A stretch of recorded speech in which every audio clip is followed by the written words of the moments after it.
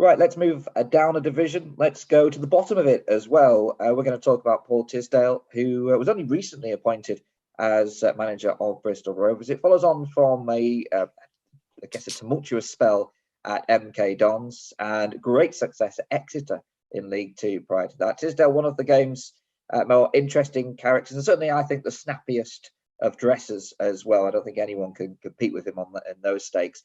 But he's an interesting character, Mike, because he's clearly very intelligent. That comes across in his interviews. But it may just bamboozle a few of his players. And it didn't work out at MK Dons. Could it be a similar issue at Bristol Rovers? Because he's probably not had the effect he would have wanted. Yeah, it's been a tough start for him. There was an interview last weekend. They lost at home to Rochdale. 2-1 beaten at home in what was, is a relegation 6-pointer, essentially, because they're both down there in the thick of it at the minute. And yeah, he got quite narky with the reporter afterwards. It sort of pricked my ears up a little bit because he kept talking about standard play in his, they've been conceding an awful lot of goals from set pieces, Bristol Rovers of late. And he kept using the phrase standard play. And then the reporter came back at him and said, so what you're saying is they need to improve on the basics. And Tisdale kind of turned around and said, basic, standard play, whatever you want to call it. These are just, semantics. And he just seemed to get his back up a little bit. That made me wonder, perhaps this is what's going on behind the scenes with the players, is that his information is good. Like we say, he's one of the most intellectual managers in the game. And his understanding of the game is quite unique sometimes in the way, the way he sort of talks about passing lanes and the areas of a pitch where you can hurt teams and stuff. But without any grounding in what Paul Tisdale's all about, that information's got to land. And I think he's really struggling at the moment to get the players to understand exactly what it is that he's asking of them. And it's not helped by the quick turnarounds and no opportunity to get time on the training ground. Not that I don't think Paul Tisdale is necessarily a strong training ground manager. Every manager in the world can put on coaching sessions and to a high level, of course. But in terms of his personal strengths and weaknesses, I don't think his training drills would necessarily be strength. I think it's his intelligence and his ability to quickly articulate something very sophisticated to his players, but making that land in the mind of players that don't actually understand him yet or don't know what he's asking. Even when he's talking about the basics, he's saying standard play. Are those players in the dressing room hearing the word standard play and they're scared to speak up? Like, boss, what do you mean by standard play? I don't really get what you're bracketing as standard play. And whereas they said basics that have understood straight away. So I think these little dynamics playing out at the moment, and this is it's kind of the opposite of a honeymoon period. It's a kind of getting to know you period, and it could be quite a turbulent finish to the season for them, I think.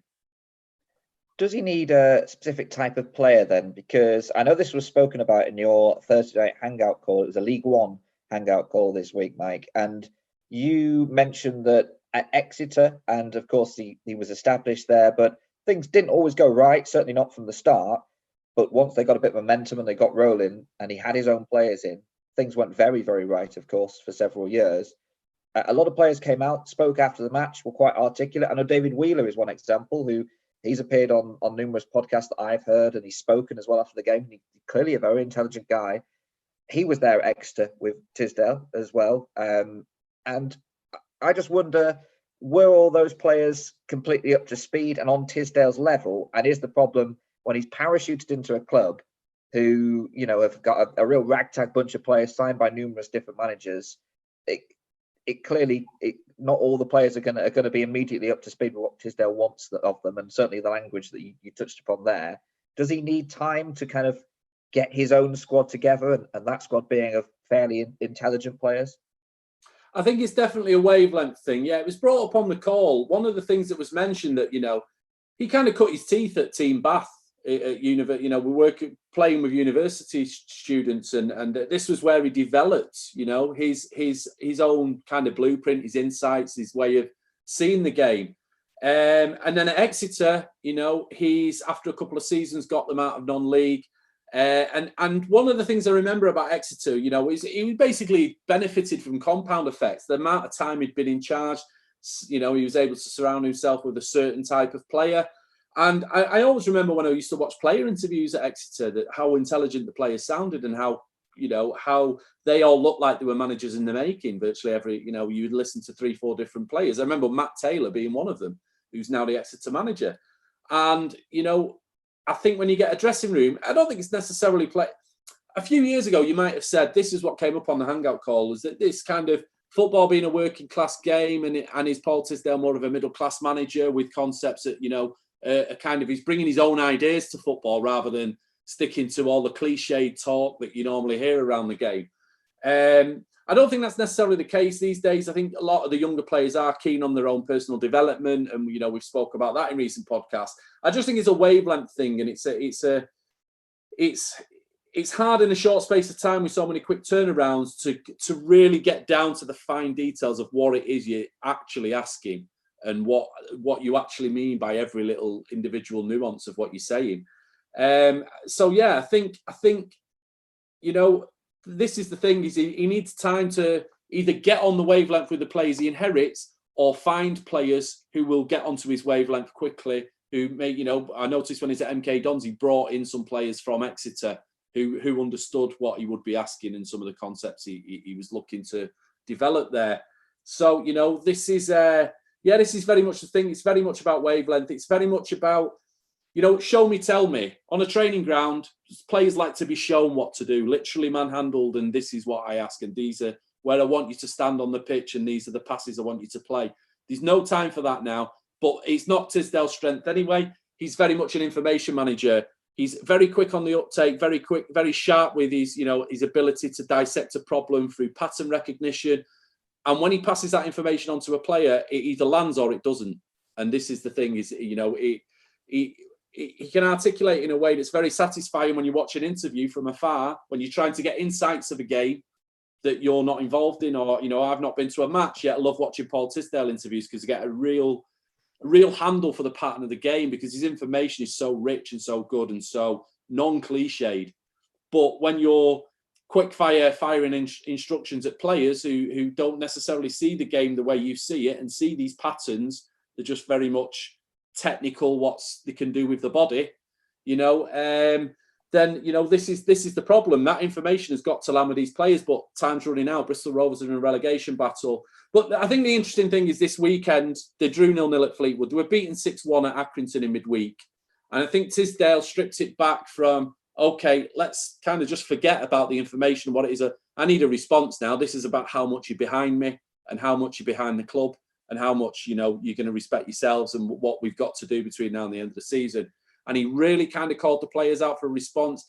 I would have been very worried if they'd have gone down limply at Fleetwood this weekend, because then you're in a situation where not only is the information not landing, the players aren't necessarily behind him, but they've shown enough willing this weekend to dig deep and get that 0-0 draw at Fleetwood. So it would suggest that as turbulent as it's going to be between now and the end of the season, at least we're not, just a few weeks or a couple of months into the job, arrived at a point where you're not even sure the players want to be trying to understand him. I think the willingness is there. I'm mentioning that game against Accrington, which I'm, looking at those conditions, I'm not sure I would have wanted to play in. But a friend of mine was commentating on that game, and he texted me sort of halfway through it and said the Bristol Rovers players just don't want to be here. He said that it's plain and simple; they just don't want to be on this pitch. So it just made me think, what is Tisdale like as a motivator then? Because surely most managers should be able to get their players at least up to fight. Okay, a snowy Tuesday night in Accrington isn't everybody's idea of a good time, but his players should at least show willingness if he had motivational skills. I think again, we're back to the flip side, because he's such an intelligent and intellectual manager and very logical in his thinking. Emotional side of things isn't his strength, and the motivational side. I think he can. The right kind of players who understand him will be very stimulated, will be motivated through stimulation, through their understanding of the game improving, their development improving as a player. Anyone's behind a manager that can do that for you. But if these players right now aren't seeing that development in themselves and not necessarily understanding everything that's being asked of them, then, motivation can become a problem. So that's definitely going to be something to keep an eye on. I mean, it's still early days, so it's not like I don't think we'll be talking about a manager that's alienated anybody, or that, you know. I think the goodwill is still there on both sides, but it might be just a communication issue at the minute, and that's the only thing. But no, in terms of kind of motivating the players out of it, that you're asking Paul Tisdale to be someone else. You know, if it's going to be, it's all right once calling for the reaction after a 6-1 defeat, when I think any manager in the world would be pretty much resorting to the same tactic of calling for that reaction, and that, you know, playing on the sense of shame of that result. But you know, if Bristol Rovers' path to survival this season is going to be through motivation alone, and Tisdale calling the players out for a response week after week after week, I don't think it's going to happen that way. I think the communication side of it needs to improve, because I've looked at the fixture list and it is Saturday, Tuesday for the next 3, 4, 5 weeks, 5 weeks probably now.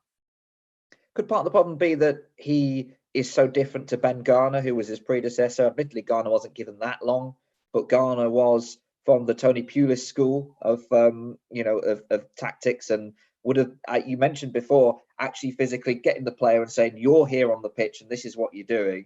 And some of those results, albeit, you know, performances quite turgid, suggested that Garner may have been slowly getting somewhere, but he was very regimented in the way he went about things. And it feels to be like Tisdale is completely the opposite.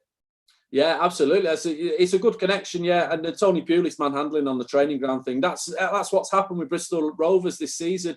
I think on a recruitment level, I think they tend to do things on the cheap with the current owner, and I think that's, you know, I think the fans are quite vocal about that.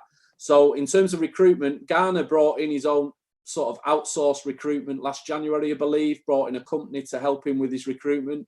Tried to get more bang for the buck in the transfer market.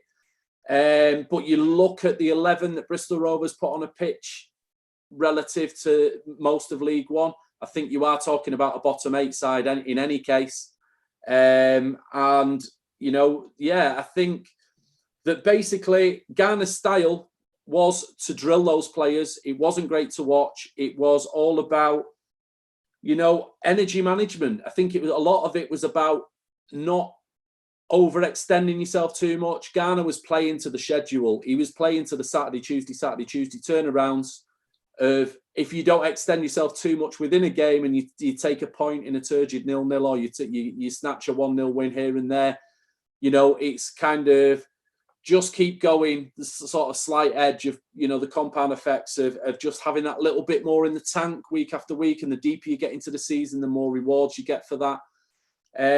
But they never saw that through, and they've brought in a manager who's completely different in his approach. And suddenly, Bristol Rovers have gone from a team that were very, very low expected goals, you know, values in their matches, very, very not many chances created at either end of the pitch, and, you know, very low scoring outfit, to suddenly Tisdale comes in and asks them to express yourselves, enjoy the game, you know, let's get on the ball, let's make the pitch bigger, let's, you know, show our ability. But this is with a squad of players that probably belongs in the bottom 8.